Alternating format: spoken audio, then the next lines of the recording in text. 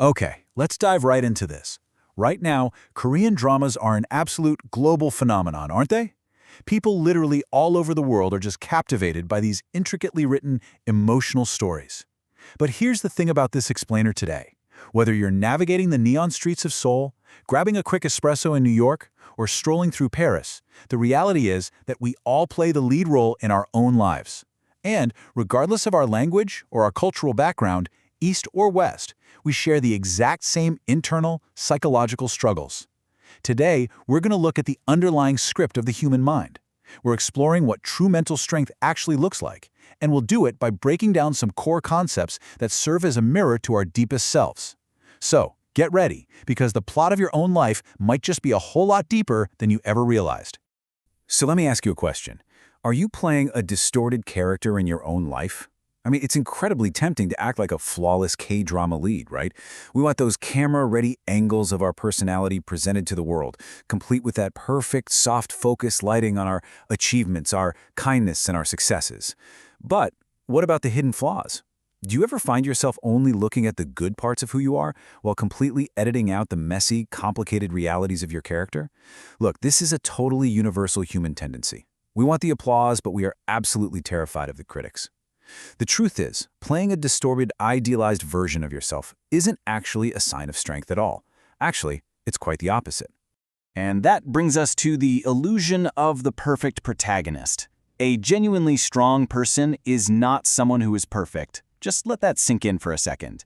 True strength isn't about having zero flaws or making absolutely zero mistakes in the storyline of your life. It's about refusing to put a blurry filter over your reality. Keeping up this illusion of perfection takes an enormous amount of psychological energy. It's kind of like constantly rendering expensive CGI over your everyday life just to hide the imperfections. When you refuse to distort your reality, you stop wasting all that energy on the special effects, and you actually start dealing with the truth. That unwavering commitment to seeing yourself exactly as you are, without any fancy edits, is the real hallmark of inner strength.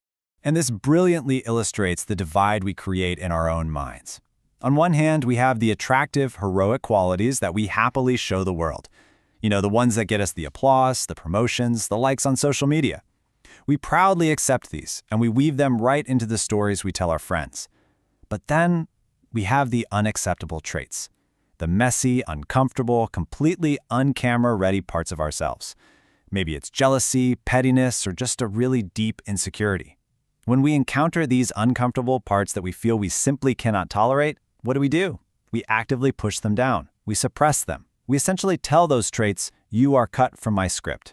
But, as you know, just because you cut a scene from a movie doesn't mean the footage actually disappears. So where does all that cut footage go? Well, it goes straight into the unconscious. Sigmund Freud defined this as the hidden psychological space where we bury the parts of ourselves we just can't tolerate. Think of it as the dark, locked basement of your mind's production studio. And here's the thing. Every single human being, crossing all cultural borders from east to west, has this hidden basement. It's the secret script of our internal drama. We throw all our suppressed fears, our unacceptable desires, and our perceived weaknesses down there, we lock the door, and we throw away the key. But here's the really fascinating part. The unconscious doesn't just sit there quietly. It secretly directs the entire flow of your life story, often without you even realizing it. So, you're going about your life, playing the hero, keeping that basement door firmly shut. And then, bam, the plot twist hits. This twist is triggered the exact moment someone offers a deep interpretation or an analysis of your behavior. It could be a close friend pointing out a repeating pattern you have, or maybe a mentor analyzing your reaction to stress. Suddenly, the script you've been so carefully writing is challenged by an outside perspective. It is exactly like that dramatic mid-season cliffhanger where the hidden Chable family secret is suddenly revealed out of nowhere. This isn't just a casual comment, it's a direct, heavy knock on that locked basement door. And how we react to this sudden plot twist? Well, that reveals absolutely everything about our true psychological state. Because when that hidden script is challenged, the emotional climax is just explosive. We typically react in one of two super intense ways. First, immediate hostility. You might feel a sudden burning anger, ready to fight the person who pointed it out. It's that classic moment where you feel like dramatically splashing a glass of water in their face just for questioning your motives.